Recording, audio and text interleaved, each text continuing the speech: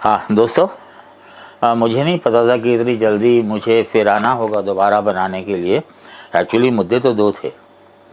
एक मुद्दा तो ये है कि रेलवे ने एक सर्कुलर निकाला है कि जितने भी उनके कर्मचारी हैं जो 30 साल या ऑफिसर जो हैं 30 साल या ज़्यादा की नौकरी कर चुके हैं और 55 से ऊपर के हो गए हैं, उनकी सूची तुरंत हेड ऑफिस को भेजी जाए। इसका क्या होगा, इसकी बात तो कभी भी की जा सकती है बाद में, और बुज़ुर्गों का क्या होगा इसके बारे में तो कोई नहीं सोच रहा। आज एक रोचक मुद्दा लेके आया हूँ। एक समाचार पत्र है मॉर्निंग स्टैंडर्ड, आपने सुना है नाम? इंडियन एक्सप्रेस का भाई कह लीजिए, अलग हो गए दोनों, दो भाई, एक ने एक्सप्रेस जारी रखा, दूसरे ने मॉर्निंग स्टैंडर्ड। नया अखबार है, बहुत ही अच्छा है विश्लेषण की दृष्टि से। एक समाचार इसमें पढ़ा आज, English access program among tribal children of किस का नाम सुना आपने? एक बड़ी मज़ेदार बात बताऊं, अभी 4 दिन पहले एक इंटरनेशनल न्यूज़ एजेंसी ने एक न्यूज़ छापी कि अंतर्राष्ट्रीय कार्यक्रम से किस बाहर, चुंबन बाहर। बड़ा मज़ा आया पढ़ के।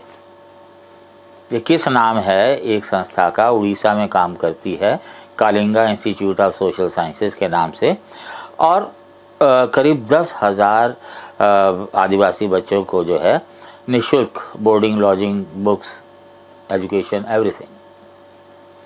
तो बहुत तारीफ सुनी है, मन है जाने का, लेकिन नहीं जा पाया फ़िलहाल। और ये इसमें एक आर्टिकल छपा है ये मॉर्निंग स्टैंडर्ड में, इतनी तारीफ है कि मुझे तो लगता है कि ये एक विज्ञापन है, तारीफ नहीं है। खैर, किस अभी न्यूज़ में आया जिसमें वो एजेंसी ने बात की थी कि बाहर मानव शास्त्र का अंतर्राष्ट्रीय सम्मेलन एक पहला हुआ था 1978 में, 10वां अंतर्राष्ट्रीय सम्मेलन था, और अब जो है दोबारा होने जा रहा है जनवरी 2023 में। और उनमें जो संगठन भागीदारी करने वाले थे उनमें से किस भी था, संबलपुर यूनिवर्सिटी है, इंडियन एस्ट्रोलॉजी एसोसिएशन है, वगैरह वगैरह। तो किस जो है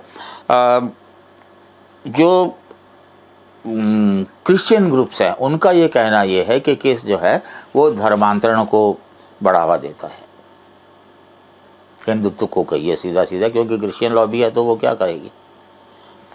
धर्मांतरण विवाद का मुद्दा हो सकता है।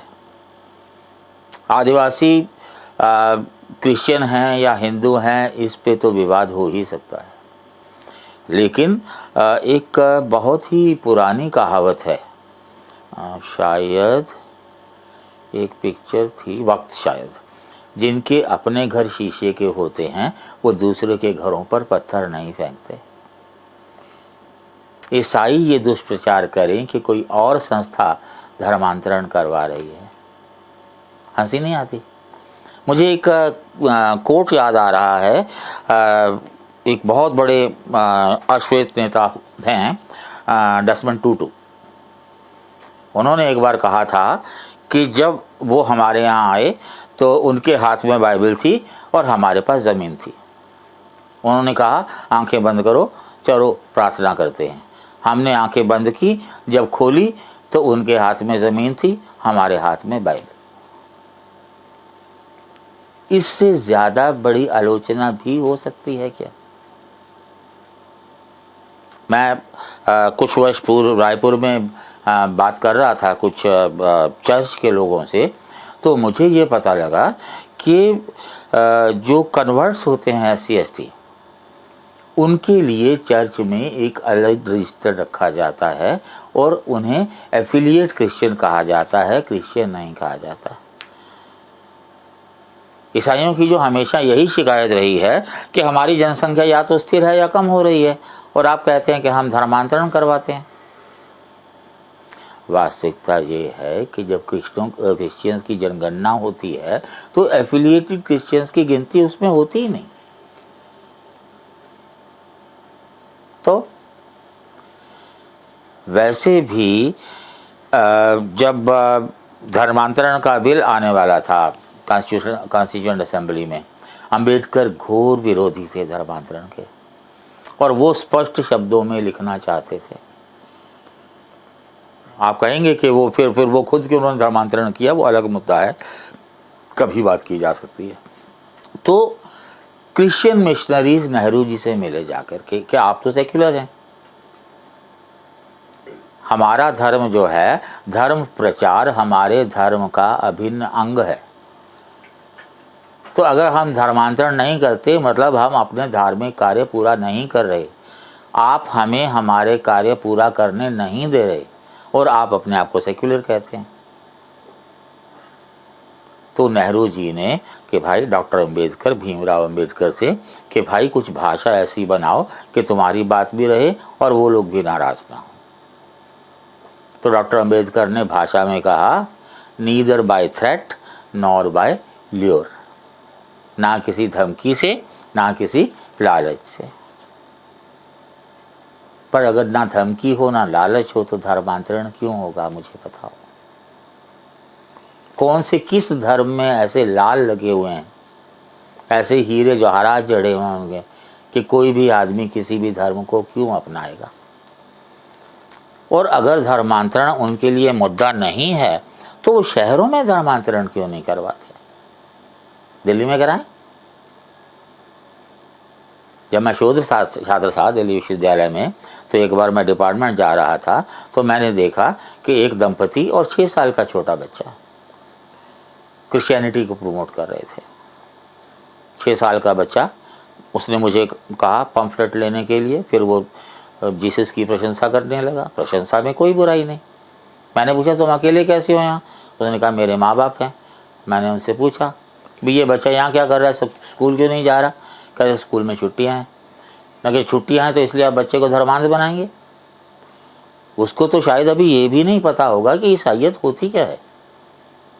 बड़ा होने दीजिए, बड़ा होके चुनने दीजिए। धर्म के बताए रास्ते पर चलना और धर्मांध होना दो अलग अलग चीज़ें होती हैं। अगर आप ये कहते हैं, और धर्म ग्रंथों में कई धर्मों के कहा है कि अगर आप किसी व्यक्ति को अपने धर्म में ले आते हैं, रिलीजन में, पंथ में, तो बड़ा वो सवाब का काम होता है। एक चीज़ मैं बताऊं, मेरा क्या मानना है कि कोई भी सत्य जो है वो स्थान, व्यक्ति, समय और घटना के सापेक्ष होता है। जो बात बाइबल में कही गई थी, कुरान शरीफ में कही गई थी, गीता में कही गई थी, वेदों में कही गई थी, उस समय हो सकता है सही हो। आज वो सही है, आंख मूंद के अगर आप चलेंगे तो धर्मांध तो आप हैं। आज की स्थिति में प्रमाण दीजिए, तर्क दीजिए और अपनी बात कहिए। ऐसा तो होता नहीं। खैर मुद्दा किस का था, और जहाँ तक मैंने सुना है किस जो है बहुत अच्छा काम कर रहा है। मैं भी थोड़ा बहुत आदिवासियों के बीच करता ही हूँ काम, थोड़ा बहुत झारखंड में खास तौर से, कुछ हद तक छत्तीसगढ़ में। और मैं एक पाठशाला भी खोलना चाहता हूँ आदिवासियों के लिए, जिसके लिए मैं भ्रमण भी कर रहा हूँ अलग अलग इस तरह की संस्थाओं का। और निश्चय ही जो मैं किस भी जाऊँगा। वैसे तो हमारी जो अगली वर्ल्ड कॉन्फ्रेंस 2023 में होनी है वो वहीं पर होनी है, अगर किस बाहर नहीं हुआ तो वहाँ तो मौका मिलेगा ही, अन्यथा भी मैं जाऊँगा और उसके बाद फिर मैं आपसे बात करूँगा। धन्यवाद।